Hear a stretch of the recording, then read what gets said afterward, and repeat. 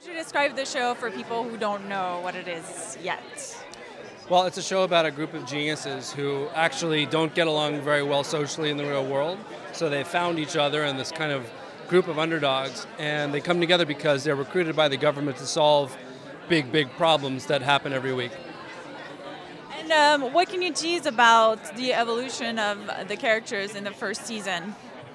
It's very much an origin story in a way of Walter's real company. So how do a bunch of socially awkward people who are really brilliant come together and learn how to get along with each other and actually form kind of this corporation that can actually save us all, hopefully. That's what the season's going to be about, seeing them really come together the way his company has. Now, we see a little bit of a flashback in the first episode. Are we going to see more of sort of the backstories of some of the characters and how they got to where they are now? I think it's entirely possible. We always want to do flashbacks if they feel like they're really relevant to the A story, that you couldn't really tell the story without the flashback. But every character is actually based on a real person, and every character has an amazing backstory, so it's totally possible that we'll do that. Now, how much of the real story do you put in the show, and how much is like artistic license? Quite a bit of the real story and quite a bit of artistic license, but it's always based in reality, and we actually run all of our scripts through Walter and his team. So even things that seem very improbable, they've all been vetted by these amazing minds as being possible, and that's always what we strive for. And do you have a message for future viewers as they get ready to watch the first episode? Yeah, celebrating being smart is okay. You're allowed to be smart. Go out there and be smart. Be somebody. Taking things apart and putting them back together is a huge part of their daily lives. Just figuring out how things work and knowing the small details and things that we would not even begin to know what to do with.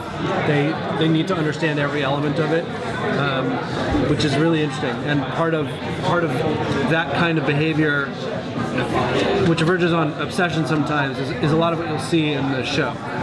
You have geniuses who are as Walter says, the higher the IQ, the lower the EQ. So wildly intelligent, but emotionally very stunted. And over the course of the season, our geniuses are going to start to understand more how to bring the balance of their EQ up. Paige is going to have a lot to do with that. But they're a group of people who, in so many ways, have been marginalized not only by society, but even by their own families. And they can't fit in anymore. And so they become kind of a surrogate family. And they hold on to each other very tightly because of that. They protect each other like a family. So it makes them a group of underdogs that we can really root for, which is one of the things that really drew us to the show. Can you tell us a little bit about the casting process? Sure. Casting is such a weird process, particularly a pilot season, because it's a rain of people. Like they fall down on you all day long.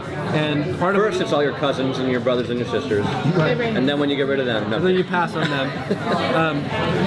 So what's weird is you're just seeing so many people come through the door all day long, which is why when the right person comes through the door, it's all the more clear, because it starts to become this kind of noise, and then suddenly someone will walk in and they'll be very unique, they'll be very specific, they'll be different, and they'll distinguish themselves from the rest of the noise.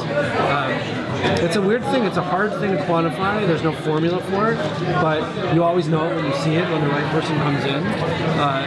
Sometimes it's about their ability to take direction.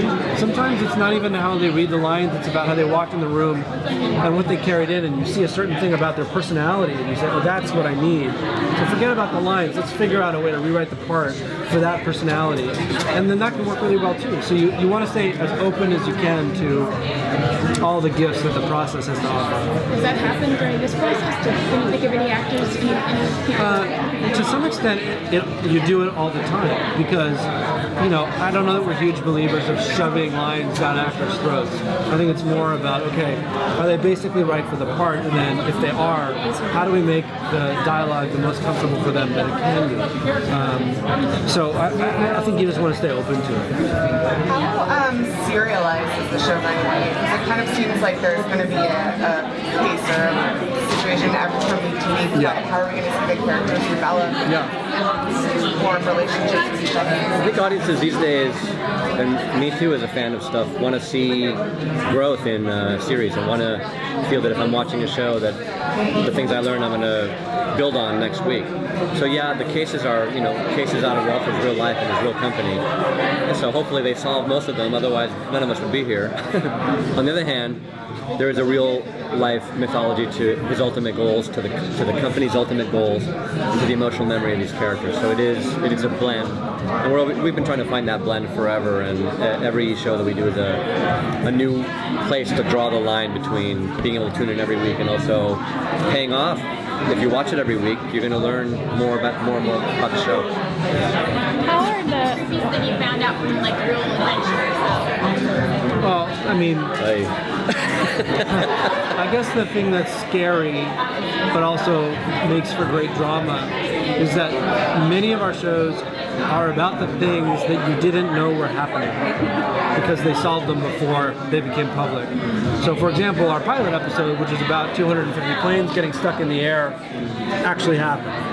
And it happened to Walter, and he had an hour to solve the problem. And if he didn't solve them, a lot of planes were going to start crashing into each other. Walter... That was pretty scary to me. I'm not a great flyer, so that didn't help at all. Walter personally caught the Boston bombers by writing an algorithm that tracked motion through all the cameras that were within a 2-mile radius of the blast. And so obviously that kind of thing makes for a really compelling episode of television. It's also based in reality. He stopped nuclear meltdowns from happening. I mean, the list goes on and on. So it's all very scary, but I think we're So all... what's he doing here? Right, exactly. Get him out of here. Solving the problem. What is she? Interviews? Get back to work. Crazy. I know. And what do you hope in the audience and viewers take away from the show each week? I hope they celebrate being intelligent. It's not always cool to be the smart kid in the room or to want to learn stuff. And the idea that you can be cool by being smart, but also doesn't mean you actually have to be cool. These guys have to grow emotionally, and smart actually is hard. And it's an affliction as much as it is a talent.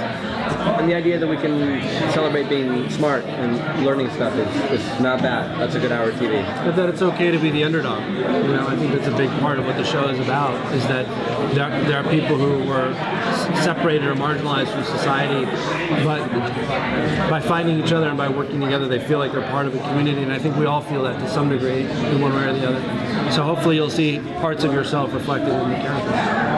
What about Scorpion? Where do you get the name? Walter's company is called Scorpion, and and it's called Scorpion because that was his hacker name when he was 12.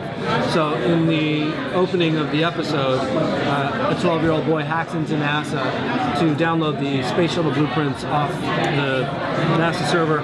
And when they come to arrest him, he has his immunity waiver and extradition papers ready in exchange for going to work for the United States government, which is what happened to Walter.